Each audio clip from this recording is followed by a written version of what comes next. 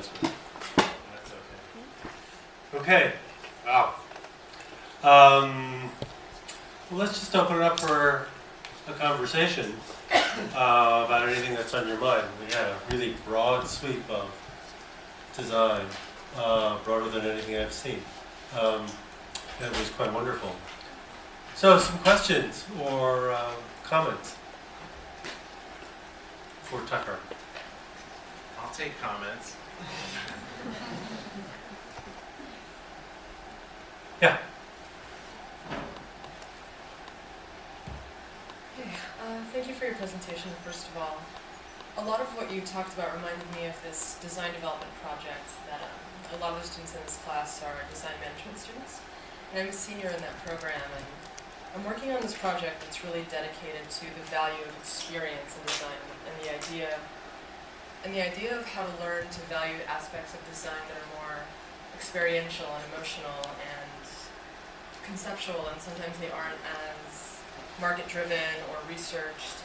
And I wonder, just as far as your experience in this industry, what would you have to say to design business students that are struggling with an idea like that?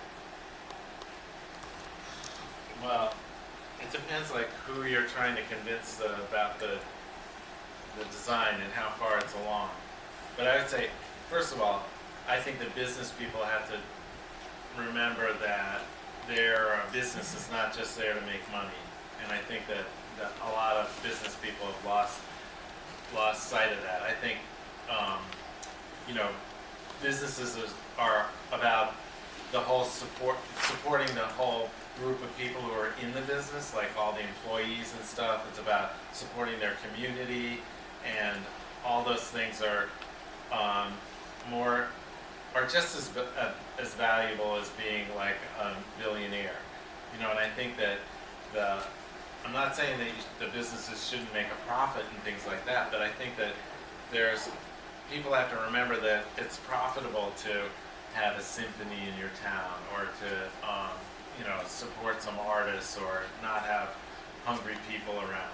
So I think maybe I'm going too far in that direction, but it seems to me that the other thing is that when you're developing these experiences and stuff, that some of the things that you might propose for the project, the client doesn't really need to know about or doesn't care about. So I think that there's some things that you can create in your project that are sort of like under the radar.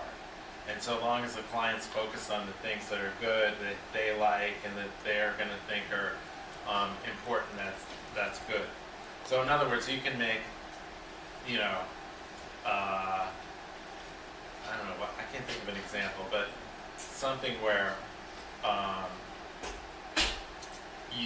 you're designing something, like let's say the stuff in Cosmopolitan. Basically all the client wanted was some wow thing that people would be excited about when they went there and make this hotel profitable.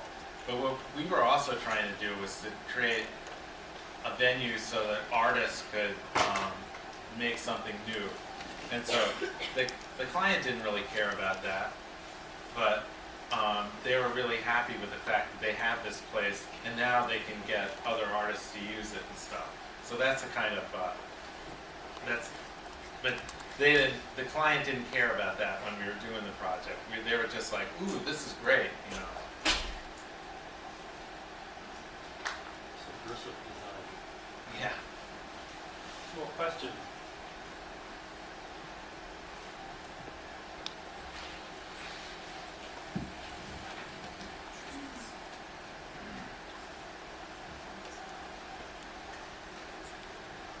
Some of the other speakers have talked about the intersection of design and science, and the designing of like actual organisms and creating new life. What do you think about that? And have you sort of moved into that field at all in your design work? Well, no, I haven't gotten to design any like real organisms yet, but a few years ago I did do a project at Parsons with design students on designing. The idea was to design something that was alive. And because I thought why leave it up to the scientists or they're like the last person I want to have design something that's alive. And one of my favorite things, and then there were a couple of things that came out of the class that I liked. One was like this kind of jellyfish thing that when you were taking a bath, you would just like, it would crawl around on you and like clean you instead of like soap. I thought that was really nice. And when you were done, you would put it in like the dish. And the other one I really liked was this like microbes that you would take a gulp of and wash around in your mouth, and then all night long the little things would like crawl around on your teeth and clean them off. And then you would swallow them and have a nice like little meal. But I think it's like, if we're, especially if we're, like you say, talking about designing experiences and stuff, it's like we should really think about how we can create, live products. And I also think that, maybe they're not going to be real or a great idea, but I think that it also gives you the idea that when you design something, it has more of a life than just being like a product that does something, and then you pull the plug out and it's done. It's like that, even these things like this have a life.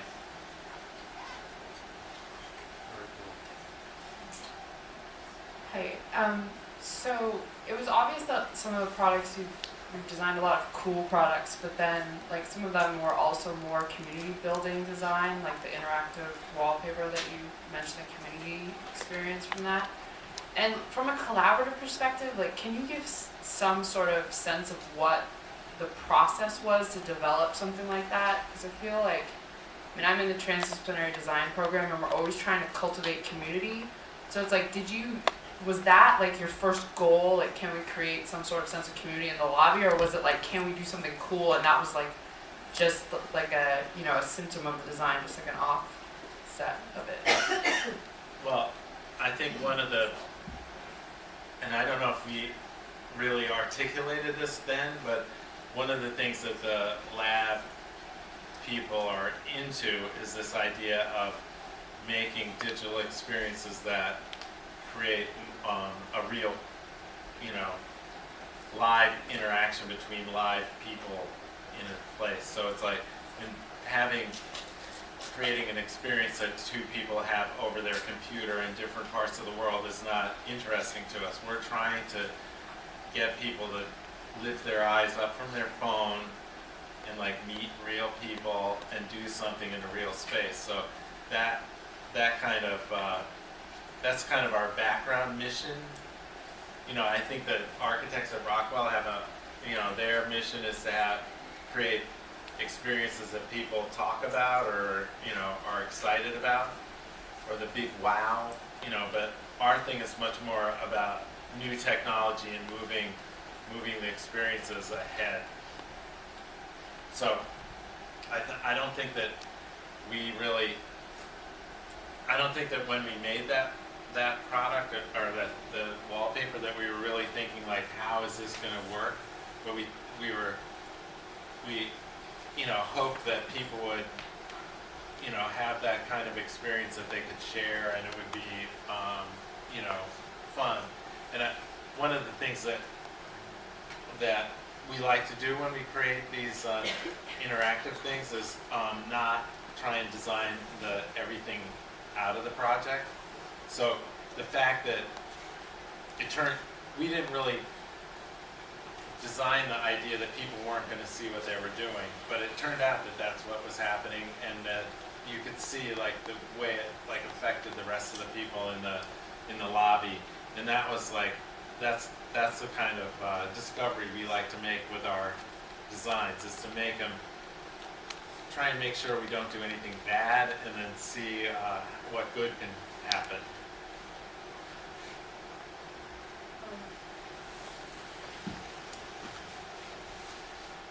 Yeah, you were talking about how we shouldn't design for anything that's bad, but what if you're designing, for example, you design for Coca-Cola, how do you feel designing for someone that is not. I mean, they're not. They're not that great for me. They have some evil part. I don't know. Well, I try and rationalize my way out. No, I think. Well, There's an evil side of them. I don't know if I you know see, what I I'm don't talking think about. well, first of all, I realize that like McDonald's and Coca-Cola, like the net result of what they do, a lot of people get fat and sick and stuff like that. But I think that that's partly because of the person's own fault of drinking too much Coke or something like that. So I think that what I try to do with Coke, for instance, is not do stuff that's only going to try and sell more Coke. You know, it's like people drink enough Coke already. Let's just make it like it's, you know, okay. You know, it's kind of like I think of it more like Haagen-Dazs. No one complains about Haagen-Dazs making people fat, but there's more sugar in Haagen-Dazs than there is in a Coke. No, well, I don't mean about getting fat. I mean about, for example, they had workers in Colombia and they tried to unionize and they were killed and that kind of thing where it's not all that great. Yeah, that's true. But I don't know all about that incident down there, but I think that it was also not Coca-Cola's policy to kill people that way, and you know, so I think that lots of companies do stuff that's bad. Look at car companies; more people are killed in car accidents than anything else, you know, except for obesity, I think. So I think that, you know, you can't blame the car companies for every accident.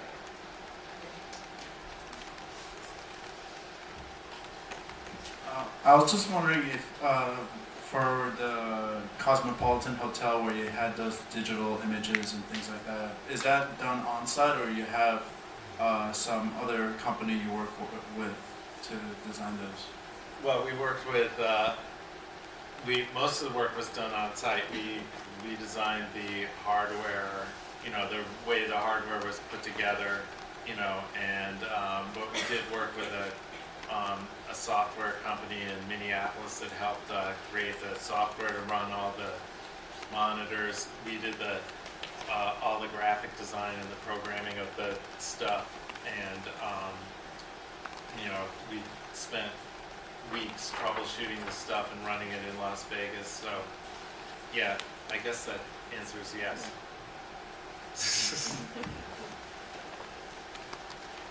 More questions?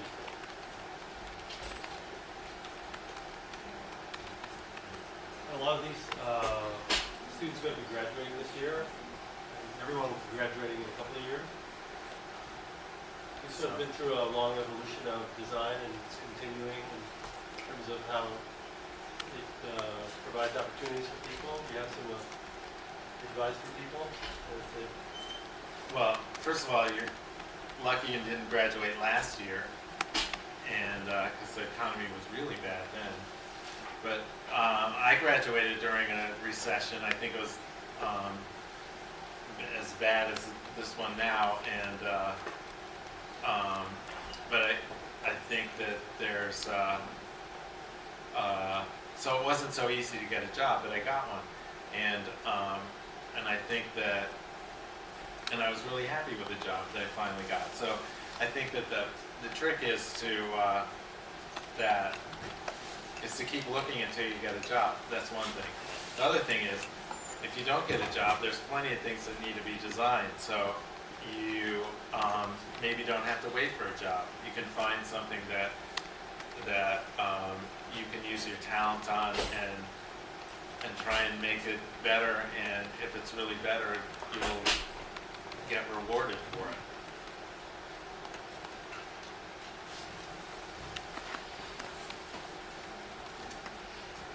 are there specific backgrounds you look for with people you hire, specific qualities? Because I mean, everything you do is so broad and goes from every aspect of design. So is there a specific aspect of design background you look for in new hires or for your team? Well, first of all, the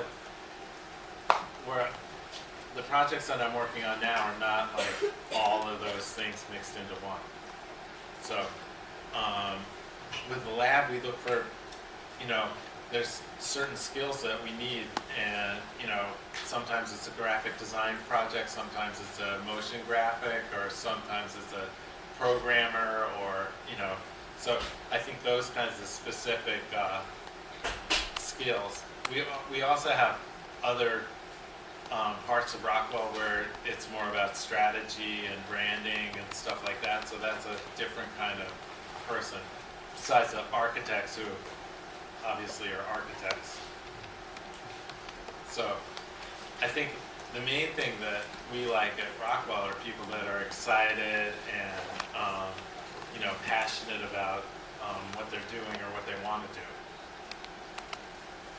Do I look like I'm passionate enough? Good. More questions?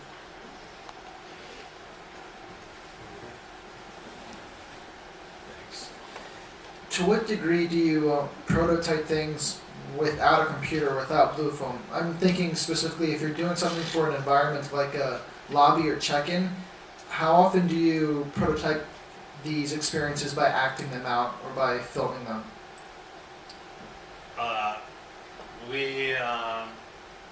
It depends. We do all variations on that, you know, but architects really like, they like to do those kind of full-size mock-up and stuff, but really late in the process, for me, you know.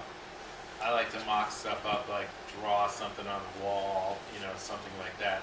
Whereas they like to wait until they got the right monitor, the right like material and stuff like that. Like to build a, you know, a sample room as opposed to mocking it up with something else.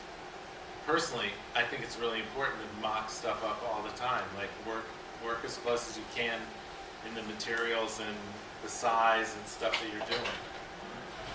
I had this teacher at Pratt who said, mock it up before you fuck it up.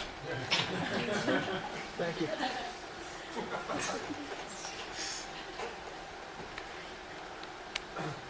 Okay, another question? Put that in your presentation. What if there's kids here? You talked, let me, a little question here. We had a big deal about the politics of design. We had Valerie Casey, who also, in her way, talked about the politics of design through sustainability, but you're talking in a much broader sense. And give us a little bit more about that. We'll give you your crappy answer on Coke if you give us a little more on how you see it. Well, I would say, first of all, when I went to college, everybody was just talking about like, let's make a beautiful thing, you know, let's, you know, maybe there's some ritual around it. Don't just design a teacup, design the whole like tea ceremony and stuff like that. But I think that, so designers basically are really focused in on like how the type is arranged or whatever, and they forget about that everything they do has some kind of political side.